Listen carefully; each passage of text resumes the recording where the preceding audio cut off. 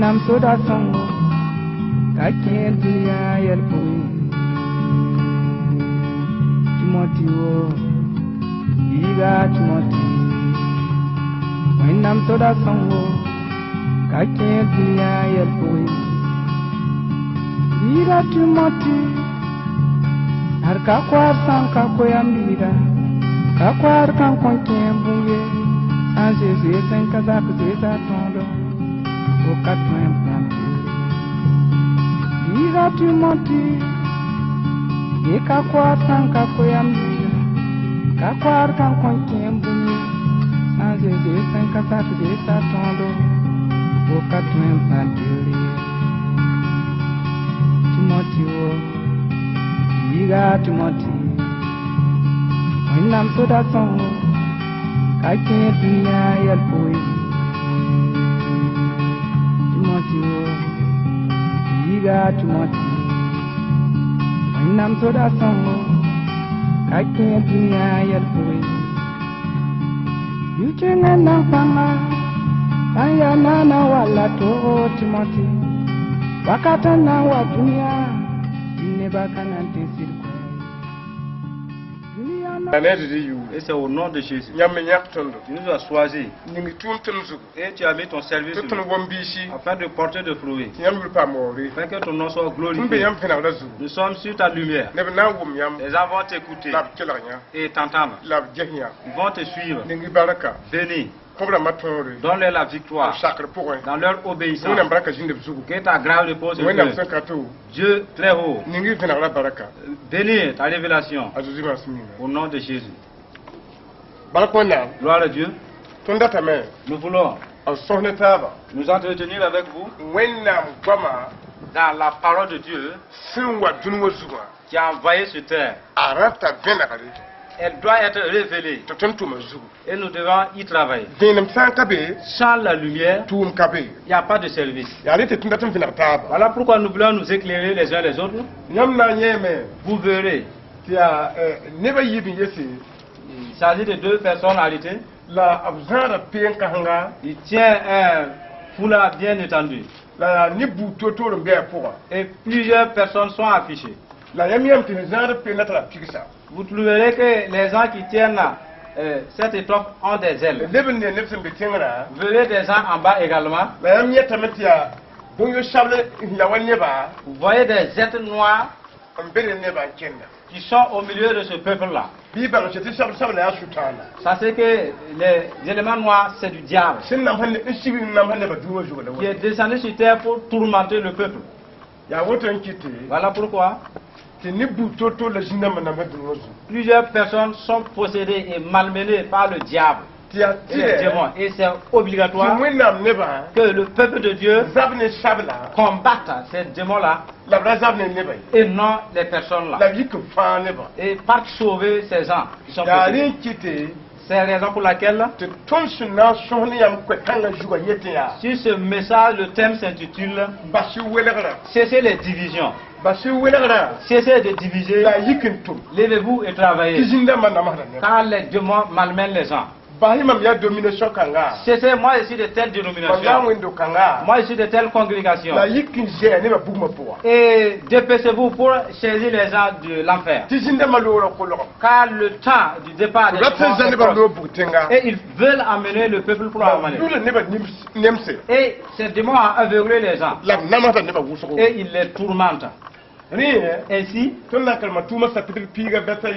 allons lire dans Actes des Apôtres, chapitre 10, partir du verset 1 jusqu'au verset 44. Il est dit dans ce passage, l'évangile annoncé au nom de Dieu.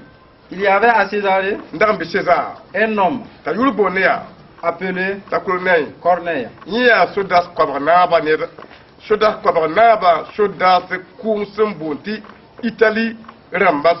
Qui était officier dans la troupe romaine appelée cohorte italienne. Il était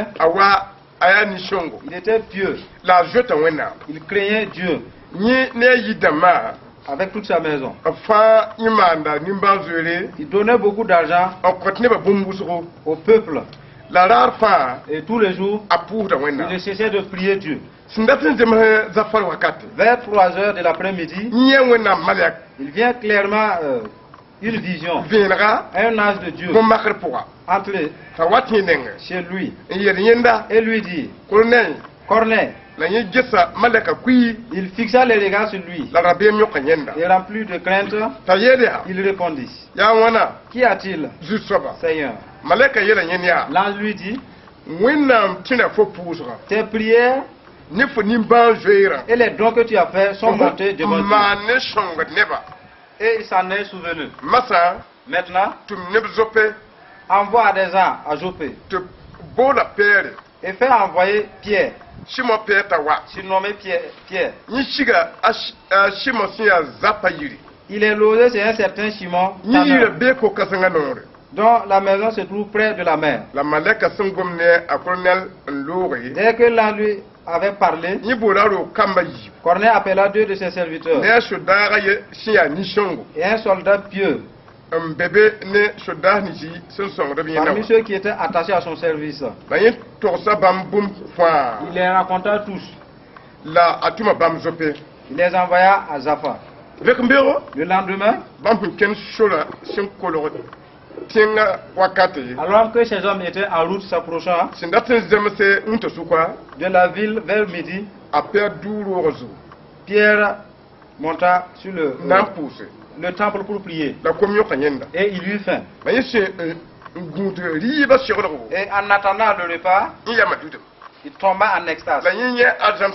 Il vit le ciel ouvert et un objet ressemblant à une grande nappe attachée aux 4 coins qui descendait.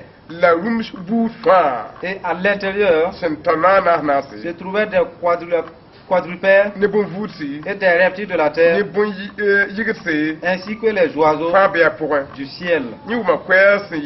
Une voix lui dit, Pierre, lève-toi, tu es mage. Mais Pierre dit, certainement pas, Seigneur, car je n'ai jamais rien mangé de souillé ni d'impur. À nouveau, pour la 2e fois, la voix lui parla en disant, ce que Dieu a déclaré justement, ainsi ne déclare pas impur. Cela se produit 3 fois. Et aussitôt, après, l'objet disparut dans le ciel. Pierre, restant perplexe sur le champ de la vision qu'il avait eu, pendant ce temps, les hommes envoyés par Corneille avaient demandé où était la maison de Simon. Se présentaient à la porte et appelèrent pour savoir si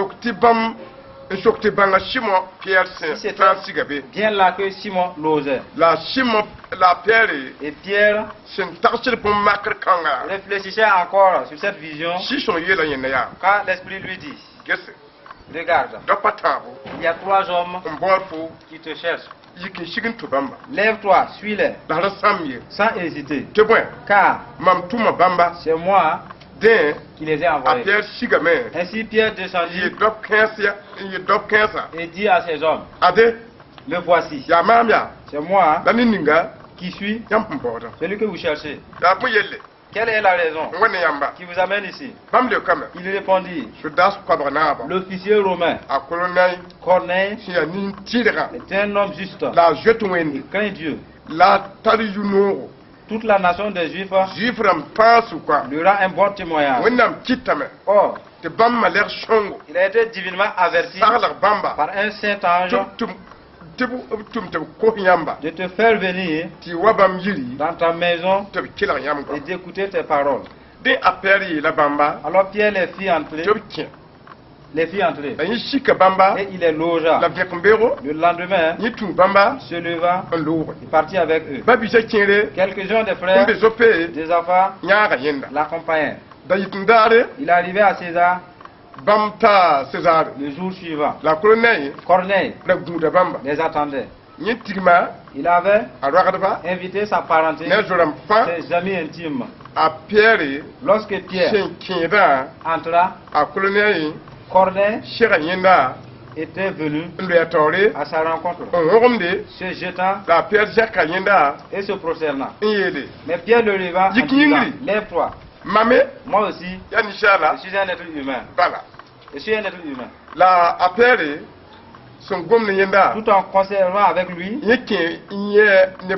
il entra et trouva beaucoup de personnes réunies. Il lui dit, vous avez qu'il est interdit à un juif de se lier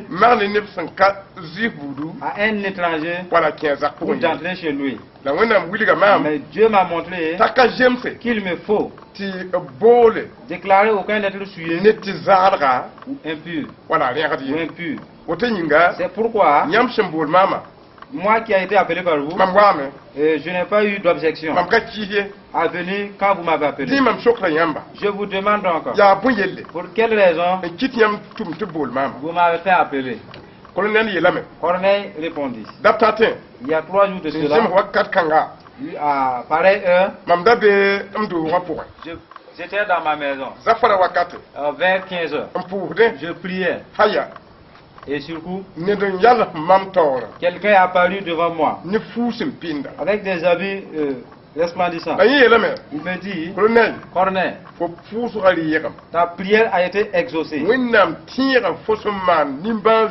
Dieu s'est souvenu de tes œuvres miséricordieuses et de tes dons d'aide.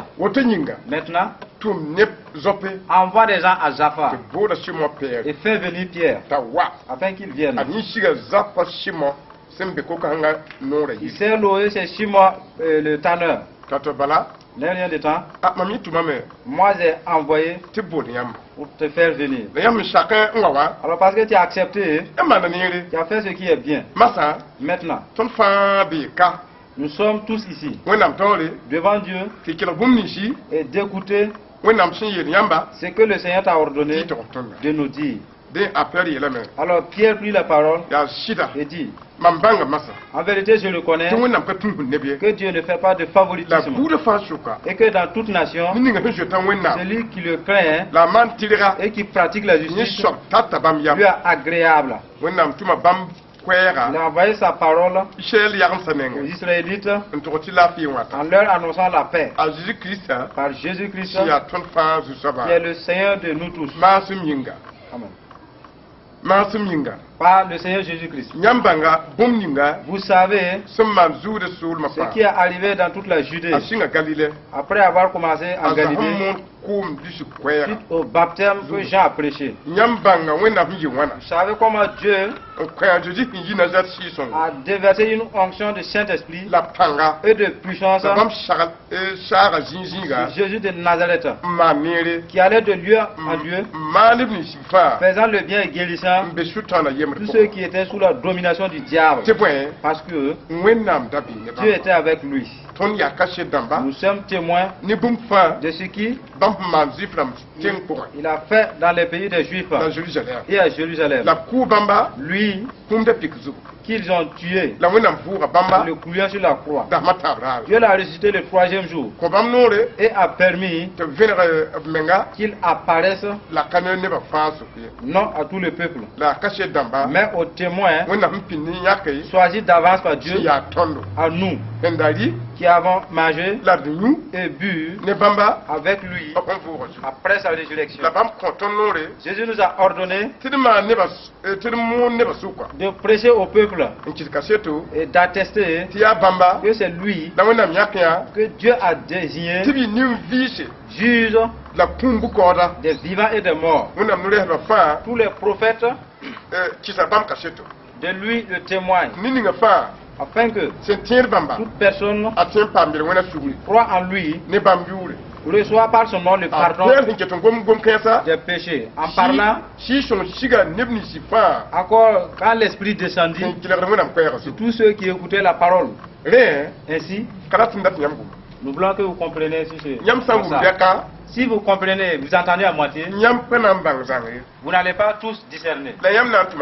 Et vous allez œuvrer à moitié. Nous vous présentons. Vous voyez la nappe qu'on a parlé. Cette nappe qui est venue du ciel. Et les gens ont descendu. Et c'est toutes sortes de reptiles et d'animaux. Des animaux impurs. Des oiseaux. Ici, c'est une parabole que Dieu a utilisée. Que cette nappe matérialise le monde entier. Différentes nations ont été unies dans cette nappe pour venir montrer à Pierre. Ceux qui se trouvent sur cette terre, ils ne sont pas de même tribu. Ils n'ont pas le même comportement. Alors, eux tous sont dans cette nappe. Et il a dit à Pierre, nous sommes venus te donner tout cela. Tu et mange. Et Pierre dit, depuis que je suis né, je n'ai jamais mangé de ce qui est impur. Ce dont vous avez apporté, ce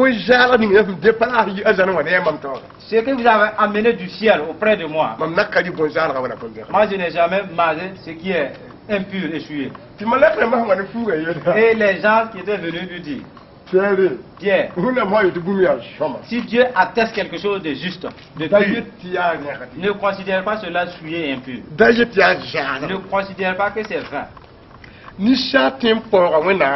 L'homme peut déshonorer Dieu par son ignorance et l'aimer Dieu, l'aimer de tout son cœur. Et pourtant il peut négliger Dieu et refuser la volonté de Dieu. Satan œuvre sur ces choses-là. Et les gens aiment Dieu et pourtant ils commettent l'opprobre sans connaître. Ils désobéissent Dieu sans connaître. Et les gens qui connaissent ont dit, cette nappe que les hommes y trouvent, c'est des gourossis, des bissas, des samots, des goudmachés, des mossis. C'est dont tu crois que c'est impur. Je te dis que cela n'est pas impur. La vie du monde entier que Satan a changé, que je te présente. Moi qui vous ai ordonné de les faire, Satan les a fait et leur vie ressemble à des animaux, des porcs, des reptiles. Le serpent trompe. Il y a des gens, ils ont les comportements, les caractères du serpent. Et pourtant c'est une personne. Maintenant, les caractères du serpent sont en lui. C'est des faux types. Voici leur caractère. Il y a des gens qui ressemblent à des porcs. Sa personne est un être humain, mais sa vie ressemble à celle de porc. Et les comportements, les caractères des gens, que Satan les a changés, ils sont venus montrer à Pierre. Voici la vie des êtres humains. C'est ainsi. Voilà pourquoi nous faisons cela pour te montrer que ce dont tu vas aller rechercher, afin qu'il quitte de l'emprise du diable, c'est pour toi. C'est pour toi. Personne ne prendra ça. C'est ta proie. Voilà pourquoi Pierre a compris l'affaire. Et il s'est levé pour aller chez Corneille. Arrivé, il a dit clairement les choses. Vous savez, dans notre coutume, c'est interdit à nous juifs de venir chez les hommes impies comme vous. Mais Dieu m'a prédit par avance. Je n'ai pas dit que quelqu'un est vain. Ainsi je suis venu. Pour quelle raison vous m'avez appelé? Ils ont dit la raison. Donc il a pris la parole pour dire maintenant. dans ses propos, l'Esprit de Dieu a commencé à remplir ce dont lui il croyait impur. Il a commencé à remplir. Il a commencé à remplir. Il a commencé à remplir. Il a commencé à remplir. Et les gens étaient remplis de l'Esprit. Ils parlaient en langue. Ils parlaient en langue. Vous voyez? C'est ce lieu-là. C'est sur ce passage que les gens ne comprennent pas. Au moment où Pierre parlait et que l'Esprit remplissait les gens, c'est toujours le même don de l'Esprit. Mais ce n'est pas dit que les gens étaient en l'air.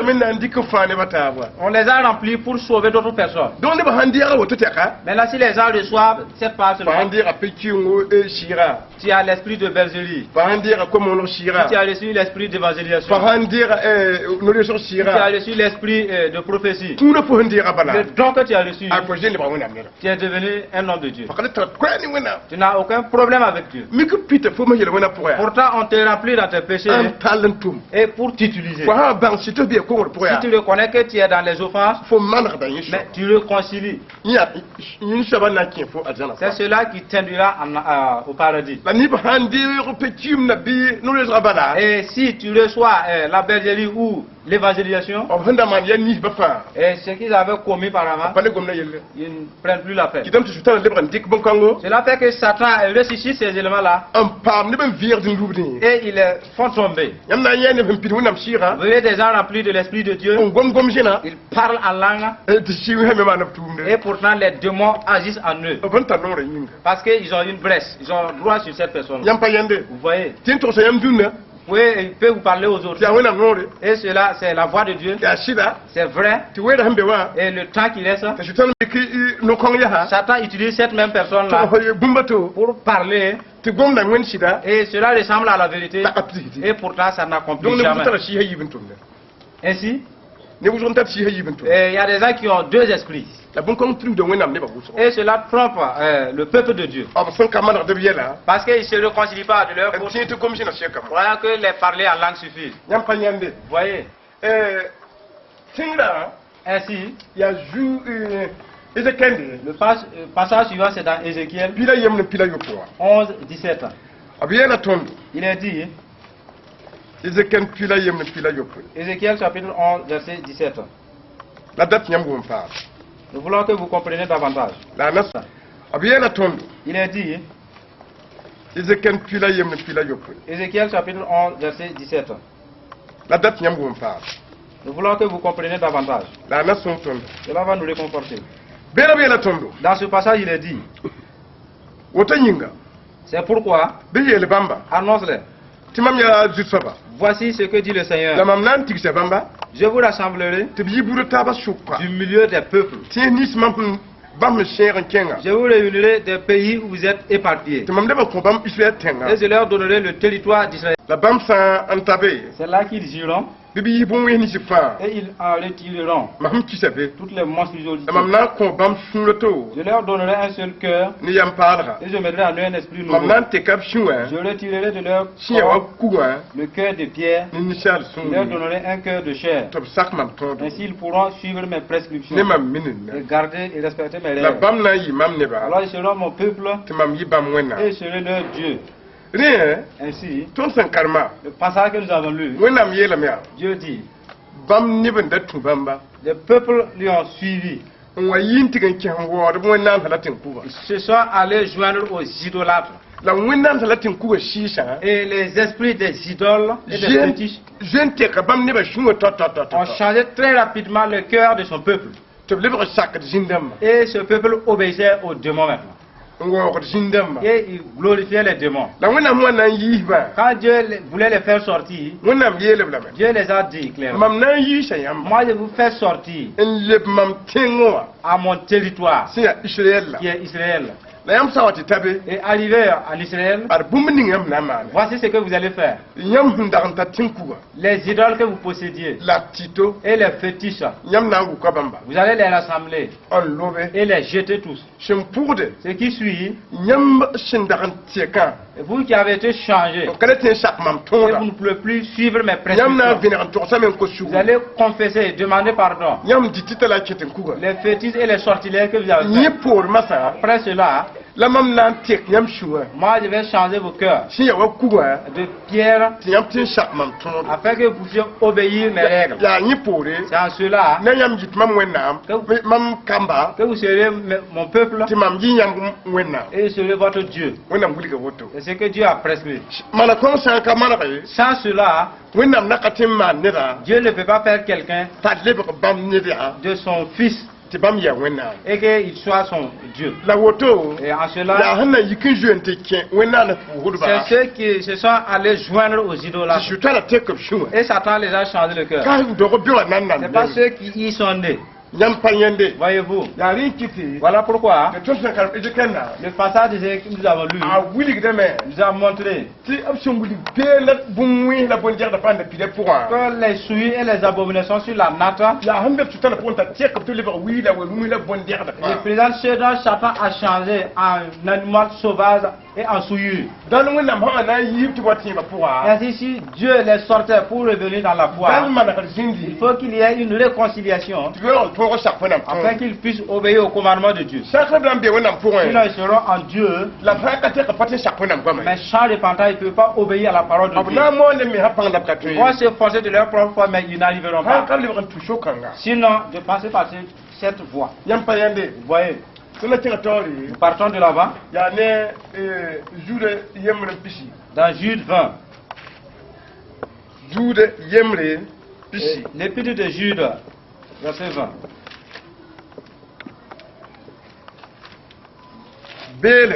Dans ce passage, Dieu nous révèle. Jude 20. Quant à vous, bien-aimés, édifiez-vous sur votre très sainte foi et priez par le Saint-Esprit.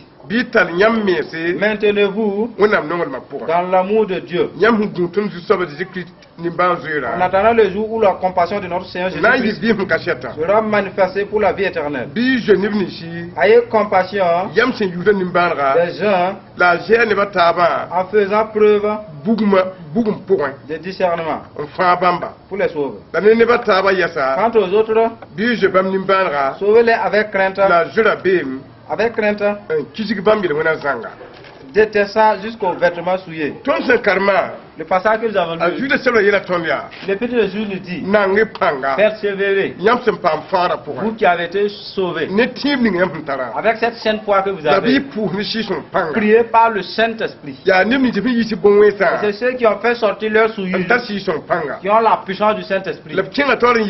Continuez en disant, et maintenez-vous dans l'amour de Dieu. Voici la vie de ceux qui ont été changés par Dieu. Et vous qui avez été sauvés, et dire, ainsi arraser les autres de l'enfer. Vous voyez les démons de l'enfer en noir. Lui là, c'est un démon de l'enfer. C'est un démon de l'enfer. C'est un serpent de l'enfer. Tout ça sont des démons de l'enfer. Voici les péchés des gens qu'ils portent derrière eux. Et les démons s'appuient sur leurs péchés, ils les suivent. Et voilà pourquoi Jude a vu l'affaire, il a dit, ceux qui ont été sauvés, arrachez ces gens du feu. Et cessez de dire que lui c'est mon disciple. Moi je suis de cette dénomination. Les gens partent en enfer énormément. C'est des hommes, des femmes et des enfants qui partent en enfer. Arrachez-les du feu. Et cessez les divisions. Car le temps est proche. Voici la vision de l'apôtre Jude. Nous partons dans 2 Timothée 2:14. 2 Timothée 2, verset 14. À ce passage il dit, dans 2 Timothée chapitre 2 verset 14, rappelle cette vérité aux croyants en les suppliant devant le Seigneur de ne pas se livrer à des disputes de mots. Elles ne servent à rien si ce n'est qu'à la ruine de ceux qui écoutent. Et force-toi de te présenter devant Dieu comme un homme qui fait ses preuves, un oubli qui n'a pas à rougir, mais qui expose avec droiture la vérité. Évite des bavardards profanes. Car ceux qui s'y livrent avanceront toujours plus dans l'impiété. Et leur parole propage comme infection. Le passage que nous venons de lire, Dieu rappelle à Timothée, Timothée, dis au peuple devant toi tout cela devant Dieu, de ne pas commettre des disputes avec des paroles qui ne les servent pas. Il y a des gens qui ont des paroles vaines, des paroles qui ne aident ni à eux ni à autrui. Et il est dit, toi qui es croyant de Dieu, éloigne-toi des paroles profanes. Et éloigne-toi des paroles fanatiques. Efforce-toi de plaire à Dieu. Sois un serviteur qui n'est pas à rougir. Et donne la parole de Dieu avec droiture. C'est cela qui va nous sauver. Mais si tu tournes la parole de Dieu et tu es rempli de division, comme si tu étais toujours dans les rituels de ta tribu, tu ne comprendras le sens de ton salut. La parole de Dieu nous dit, éloigne-toi de toutes ces paroles-là. Éloigne-toi de mauvais langage et celle de bon langage. Nous lisons dans Jérémie 7:3. À ce passage, cela va nous révéler encore. Jérémie chapitre 7 verset 3. Dans ce passage, parole de Dieu nous dit, il est dit là-bas, Jérémie 7:3. Voici ce que dit l'Éternel, le maître de l'univers. L'Éternel de l'univers, le Dieu d'Israël dit, corrigez votre conduite et votre manière d'agir, et je vous laisserai habiter ici. Ne vous fiez pas aux paroles trompeuses. Trompeuses en disant que c'est ici. Quel est le temple de l'Éternel? Le temple de l'Éternel, c'est ici. Car si vraiment vous corrigez votre conduite, votre manière d'agir, si vraiment vous faites du bien, et si vous n'exploitez pas les étrangers, les orphelins et la veuve, si vous ne versez pas le sang innocent dans cet endroit, et si vous ne vous tournez pas vers d'autres dieux pour votre malheur, alors je vous laisserai habiter ici, dans ce pays que j'ai donné à vos ancêtres depuis toujours et pour toujours. Dieu dit, il y eut des gens, ils ne regardaient que le temple. C'est le temple qu'ils se fiaient. Leur conduite n'était pas bonne. Et Dieu a dit à Jérémie, dis au peuple de changer leur conduite. Cessez de dire c'est ici le temple de l'Éternel. C'est ici la place de l'Éternel. Changez de comportement. Et faites ce qui est bien. Aidez les veuves et les orphelins. Et les médisants, les indigents. Et c'est en cela que vous resterez devant moi. C'est ce que Dieu a recommandé. Cessez les divisions. Changez de comportement. Car aller à l'église tous les jours, sans que les comportements ne soient changés, Dieu dit que cela n'est pas juste. La parole de Dieu condamne cela. Ainsi, changeons de caractère. Partant de l'avant dans Jacques 2:9.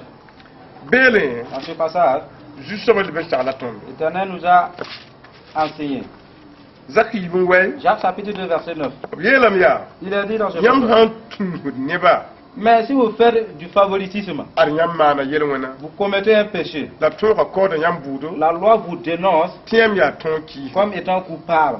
De fait, la personne qui obéit à toute la loi, mais qui pèse contre un seul commandement est en faute.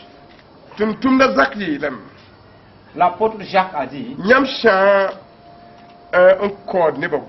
mais si vous jugez les gens avec favoritisme, et l'autre est de cette dénomination, un tel est de cette tribu, l'autre là il est mauvais, du fait que vous faites du favoritisme, Dieu peut-il vous utiliser pour sauver ces derniers? Dieu peut aimer le dernier, il veut passer par toi pour sauver, mais parce que tu n'as pas fait du favoritisme.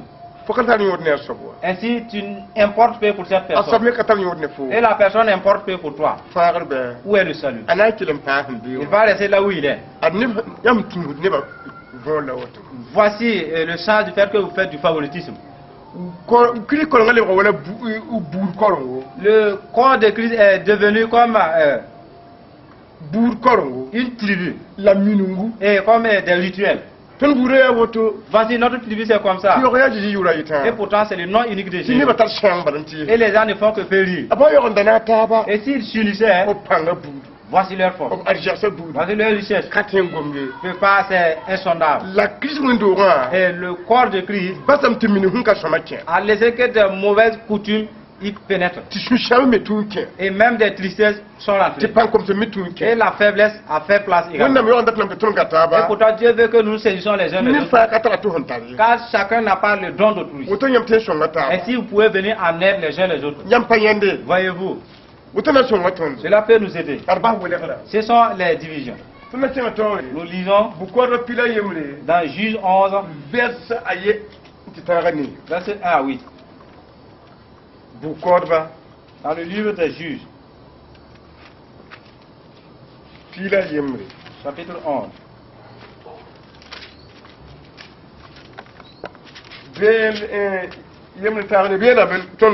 Lisez dans ce passage. Galatin. Jephthé, le Galatite, était un vaillant. Il était le fils d'une prostituée. Et son père qui était Galate. La femme de Galate lui donna des fils.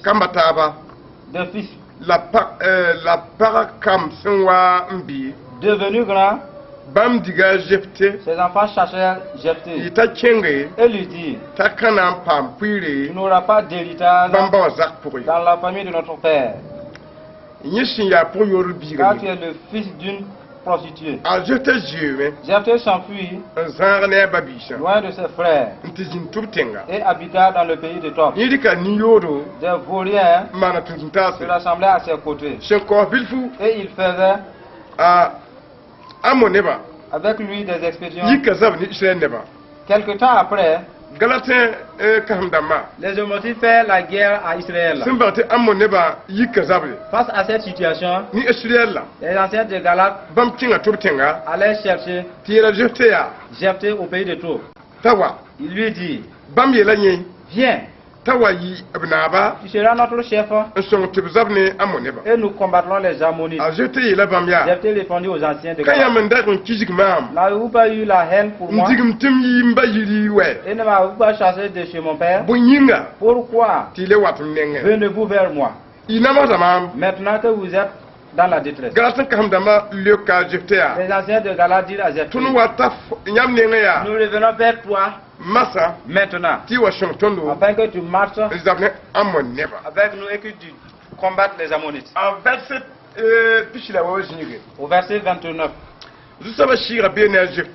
l'esprit de l'Éternel était sur Jephthé. Il a traversé la Galatie et Manassé. Et il est passé par Mistipha. Il est passé et il est allé vers les Ammonites. Jephthé a fait promesse à l'Éternel en disant, si tu livres les Ammonites entre mes mains, toute personne à mon heureux retour de chez les Ammonites sortira chez moi pour venir à ma rencontre appartiendra à l'Éternel. Je l'offrirai En holocauste. Jephthé marcha, il infligea une très grande défaite depuis Aroer jusqu'à vers Minit. Espace comptait 20 jusqu'à Abel Kélamim. Les Ammonites furent humiliés devant les Israélites. Les Ammonites furent humiliés par les Israélites. Le passage que nous venons de lire, il nous a dit Jephthé, son père, a eu une première femme. Et cette première femme a eu des enfants. Et Jephthé, sa maman a été une prostituée. Et Jephthé a été né. Et les enfants de la première femme disent, nous sommes légitimes. Pourtant, toi, tu es illégitime. Maintenant, tu dois partir. Tu ne vas pas avec nous hériter de notre père. Ainsi, Jephthé a été cherché. Quand il est parti, il est allé à Tob et il allait rassembler des vauriens. Et dans ce rassemblement, sachez que l'Esprit de Dieu était avec Jephthé. Ce n'est pas par sa propre justice. La puissance de Dieu résidait en lui. Ainsi, les Ammonites se sont levés contre les frères de Jephthé. Et ils ont pillé toute la nation. Ils n'avaient pas de force. Ils ont appris les nouvelles de Jephthé. Que Jephthé qu'ils avaient cherché est sorti avec la puissance de Dieu. Ils sont allés à la poursuite de Jephthé pour lui supplier. Ils sont venus te supplier. Jephthé lui dit, pas mal que vous avez cherché de quitter de chez mon père, car je suis un fils de prostituée. Pourquoi venez-vous me tourmenter? Il lui dit, nous sommes venus pour te supplier afin de venir combattre pour nous et tu deviens notre chef. Jephthé est venu avec l'Esprit de Dieu sur Jephthé. Il a commencé à rencontrer les Ammonites. Dieu lui a donné de puissance. 20 villes. Que la parole de Dieu témoigne que Jephthé les a exterminés tous.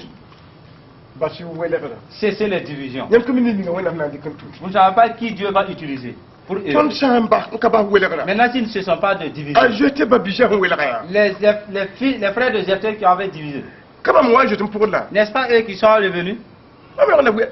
Et pourtant, il avait cherché. Vous ne pouvez pas savoir la pensée de Dieu. Qu'il a commis l'adultère, qu'il a commis. Mais recevez-les. Afin que Dieu les chante pour vous sauver vous-même. Dieu a utilisé Jephthé pour sauver sa nation et ses frères. Ce sont des divisés. Comme les frères de Jephthé étaient remplis de divisions. Il y a des peuples de Dieu qui se divisent au milieu de l'argent. Tout faire cela, vous allez bouffer seul, mais mourir seul également. Nous devons nous unir. Notre dernier passage, c'est dans Genèse 11:1 à 8. Que nous allons mettre fin. Genèse 11:1 jusqu'à verset 8. Toute la terre avait une langue unique et les mêmes mots. Après avoir quitté l'Est, trouver une plaine dans le pays de Sinéar et si un salaire. Ils se disent l'un à l'autre en disant, alors faisons des briques, cuisons-les au feu, afin que la brique leur servait de pierre et le bitume de ciment. Il dit encore, alors construisons-nous une ville et une tour dont le chemin touche le ciel et faisons un nom afin de ne pas être dispersé sur toute la face de la terre. L'Éternel descendait pour voir la ville et la tour que construisaient les hommes. Et l'Éternel dit, les voici, qui forment un seul peuple. Et ils ont tous une même langue. Et voilà ce qu'ils ont entrepris. Maintenant, rien ne leur retiendra de faire tout ce qu'ils ont projeté. Alors descendons là et brouillons leur langage afin qu'ils ne se comprennent plus mutuellement.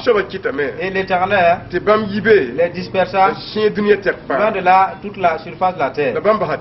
Alors ils arrêtaient de construire la ville.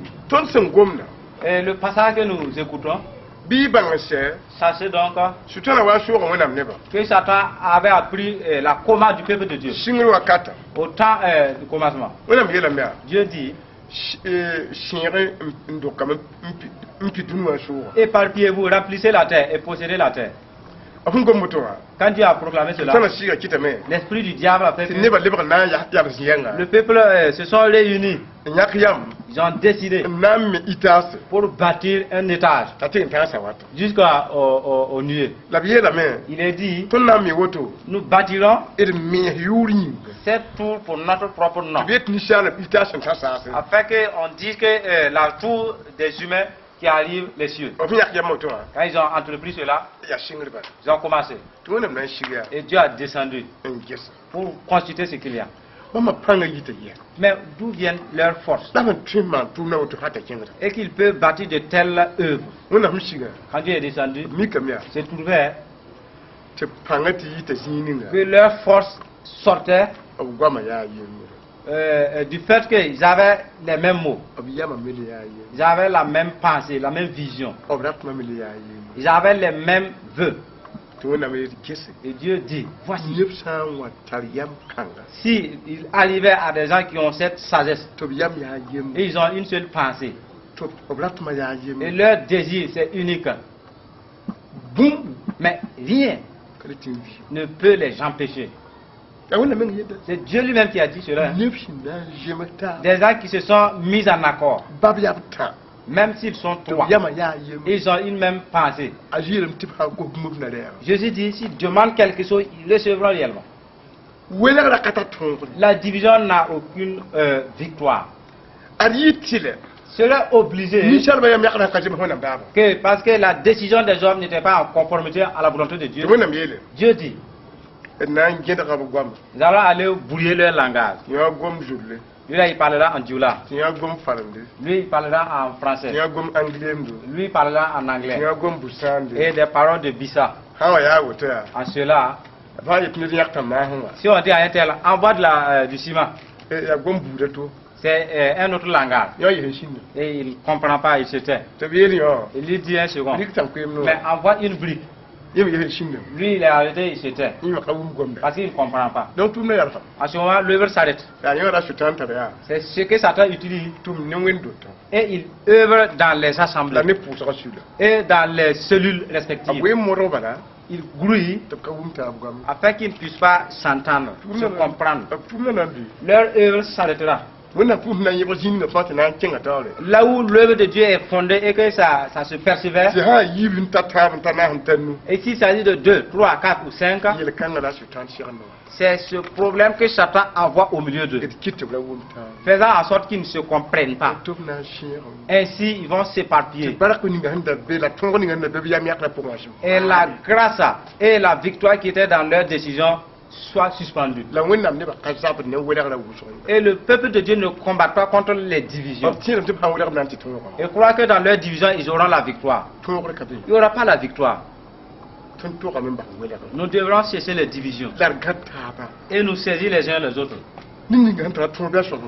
Celui qui a la victoire, qu'il erre celui qui n'a pas. Car vous partez dans une seule nation. Vous irez tous dans un seul paradis. Que Dieu révèle notre entendement afin que nous quittions ce qui nous arrange pas. Que Dieu nous révèle afin que nous sortons des décisions dont Dieu n'en travaille pas. Et ce sont les démons qui y œuvrent. Notre thème s'intitule Ce sont les divisions. Le temps est restreint. Levez-vous, aidez-vous les uns les autres. Arracez les gens du feu. Les gens meurent sans connaître Jésus. Ils partent en enfer. Et une question vous serait posée. Pourquoi n'avez-vous pas prêché la bonne nouvelle? Moi je vous dis, le témoignage d'un serviteur. Dieu lui a envoyé à Fada Gourma, dans une ville. Arrivé, il est allé prêcher la bonne nouvelle. 4 ans durant. Il n'a eu aucune personne, aucun croyant. Et il est attristé avec Dieu. Il a dit à Dieu, Jésus, n'as-tu pas mouru pour cette ville? Quand il a parlé ainsi, cela n'a pas plu à l'Éternel. Un autre moment, il marchait avec son vélo. Et la fourche de son vélo est cassée. Il a commencé à mortifier Jésus. Les paroles qu'il proclamait ne glorifient pas Dieu. Ainsi, quelqu'un est mort dans cette même ville de Fada. Et parce qu'il était en train de se lamenter de sa pauvreté, que Dieu lui a laissé avec un vélo en mauvais état. Que Dieu a commencé à lui parler en disant, regarde l'homme qui est mort. Il n'a pas appris de tes nouvelles. Tu ne l'as pas prêché de ma bonne nouvelle. C'est ta pauvreté qui t'occupe. En ce moment, entre Dieu et lui, le serviteur, il n'y avait pas d'entente. Il y a eu un moment maintenant qu'il est sorti de Fada, il est arrivé. Et ça n'allait pas chez lui. Et tout s'était scellé. Et pendant la nuit, il a vu Dieu lui donnant une vision. Et l'Éternel est venu s'arrêter en lui disant, lève-toi et regarde. Quand il s'est levé, on lui a montré un songe. Il ne comprenait pas. Et l'Éternel lui dit, rappelle-toi de Fada, les paroles que tu m'as mortifiées. Rappelle-toi des paroles que tu parlais au moment où la fourche de ton vélo était cassée. Et tu ne m'as pas parlé ce qui est bien. Rappelle-toi de ces paroles. Des serviteurs, ils parlent de ce qui n'est pas bien. Et leurs paroles deviennent des pièges pour eux. Et ces paroles les détruisent. Mes frères, Dieu veut. Ce sont les paroles. Lèvons-nous et travaillons. Cela va nous réconforter. Nous allons nous arrêter là. Et nous vous rappelons que notre thème s'intitule Ce sont les divisions. C'est les divisions. Levez-vous et travaillez. Actes chapitre 10, verset 1 à 44. Ézéchiel 11, 17. Juge 20, 23. Deuxième épître de Timothée, chapitre 2, verset 14 à 16. Jérémie, chapitre 7, verset 4, 3 à 4. Jacques, chapitre 2, verset 9. Dans le livre des Juges, chapitre 11. Verset 1 à 8. Et le verset 29 à 33. Enfin, Genèse chapitre 11, verset 1 à 8. C'est ce que nous sommes entretenus avec vous. Nous vous rappelons que c'est la nappe qui est sortie du ciel. Il proposait à Pierre de tuer à manger. Il s'agit de cette matérialisation. Et Pierre dit qu'il ne mange pas ce qui est impur. Les gens disent ce que Dieu dit que c'est pur, c'est pur. Ne dis pas que c'est impur. Ainsi, voici les gens possédés par les démons. Il a dit à Pierre, lève-toi, sauve-les. Lève-toi, sauve-les. Voilà pourquoi. Voici le thème de notre message. Nous allons prier pour vous. Notre Père, Dieu, nous avons donné la lumière sur la division. Les gens qui ne te connaissent pas. Et cela empêche le service du Saint-Esprit. Nous te prions.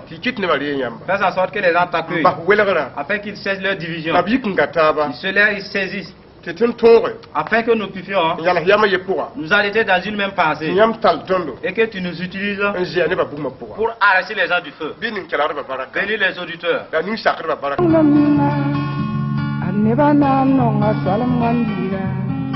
Tamam yeta foya, adogam mana tumnani.